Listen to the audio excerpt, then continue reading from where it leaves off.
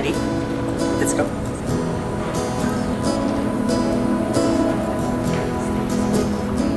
Sa isang islang milyang layo, sa sigaw ng mga tao, nakilala kita at nabago. Miguel, tinatanggap mo ba si Angel bilang wife mo sa gabing ito?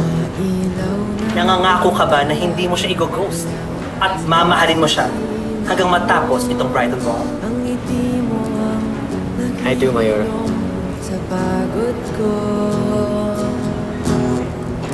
Hulog ng langit ang iyong pagdating, kaya idadaan sa awit ang aking dalangin, aking anghel. Ikaw naman, Angel. Tinatanggap mo ba si Miguel bilang husband mo sa gabing ito?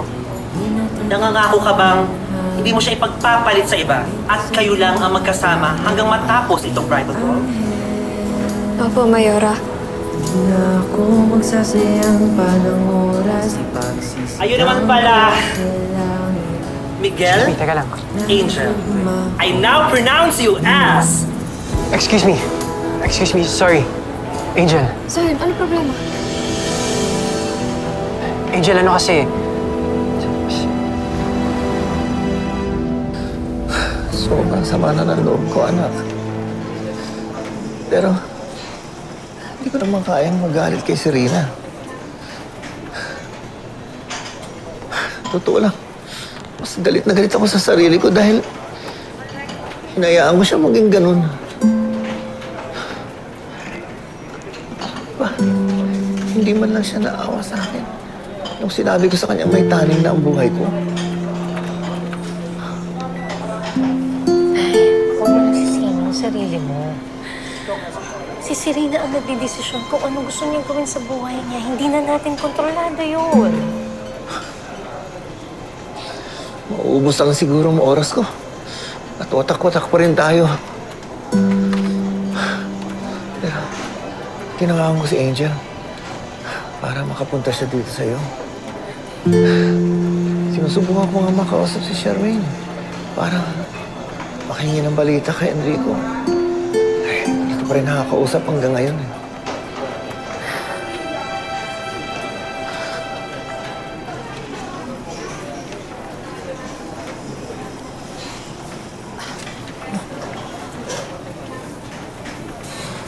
Wala si Sir Ikoy sa Rizal. Hindi ko alam kung nasa. Diyos ko, ano nangyari kay Ikoy? Hindi ko maalam. Saan siya pumunta? Ano na ba nangyayari ngayon? Diyos ko naman. Hoy! Ano ba pinag-uusapan niyo dyan? Siliw nga kayo dyan.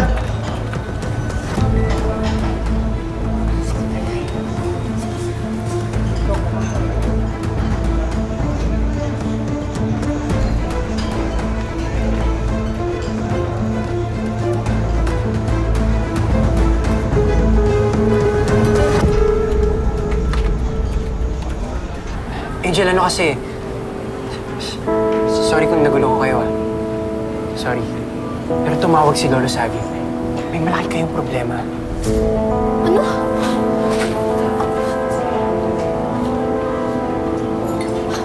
Bakit? Anong nangyari? Angel, ang mama bebe mo raw, hinuli ng mga polis. Anong nangyari kay Mama Bebe? Hindi ko pa alam lahat. Hindi pa sa akin na-explain lahat ni Lolo Sabi, pero binigay niya na sa akin yung address. Kaya tara na, pumunta na tayo doon. Sasama ako. We can use our car. Wait. Baka magalit yung faculty. Di pa tapos yung ball. Ate, kailangan ako ng pamilya ko. Kailangan ko nang umalis. Papapuntahin ko yung driver ko. Para ihatid ka. Para makalis ka na. I-ready ko na rin yung mga gamit mo, Angel. Kunin ko na sa table natin para may hatid na kita sa sasakyan. I'll help too. Papaalam mo kay Mang Dragona. Para sa'yo. So go to your family. Salamat. Thank you, Ate. Excuse me. Excuse me po.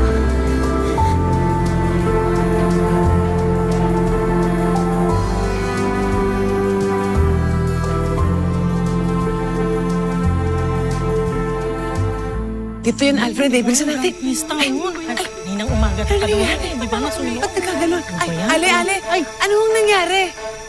Ay, Diyos ko. Nasunog po yung Grand Vista.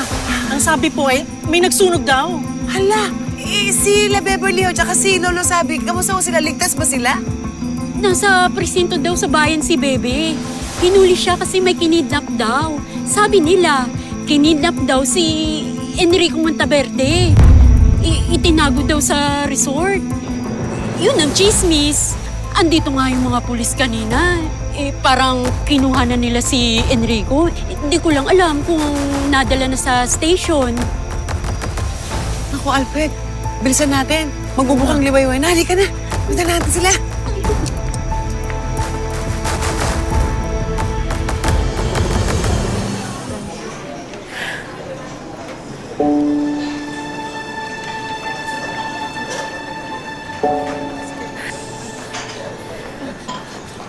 Bebe! Oh, Bebe!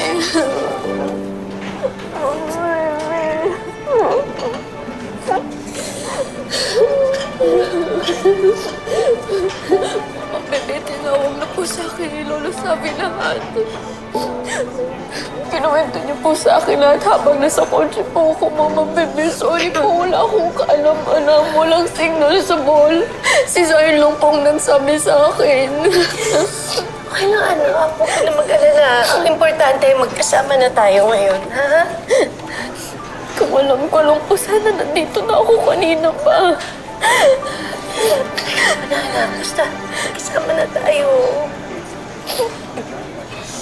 Sumusobran talagang si Rina na yan, ha? Napakawalang puso. Sobrang pabida. Pinasunog na yung resort natin. Pati si Bebe, pinakulong niya pa. Diyos ko, gagawin natin. Sorry po. Sanay lang po ako na alam ko yung gagawin ko. Pero ngayon, wala po akong solusyon sa lahat ng problema natin. Iniisip ko po na kaya siguro lalong tumindi yung galit sa atin ni Miss Serena kasi nampun niyo po ako. Tapos lumaban pa ako sa kanya. Pakiramdam ko kasalanan ko lahat ng ito, Mama Bebe. Anak, hindi. Hindi ganon. Huwag mong iisipin yun, ha? Walang ganon. Oo nga naman, Apo. Wala kang kasalanan dito. Si Serena nga dapat ang sinisisi natin eh. Sa kanya nagsimula lahat ng ito. Hi, babes! Ngayong August 1 na ang You're My Favorite Song Fan Meet. Nakasecure ka na ba ng tickets? Kung hindi pa, make sure to check GMA Public Affairs social media pages to know more. Dahil maraming performances at freebies kagaya ng exclusive photos, stickers, at posters. Kaya tara na! Punuin natin ang SM North EDSA Skydome ng tawanan at panibagong memories. See you, babes!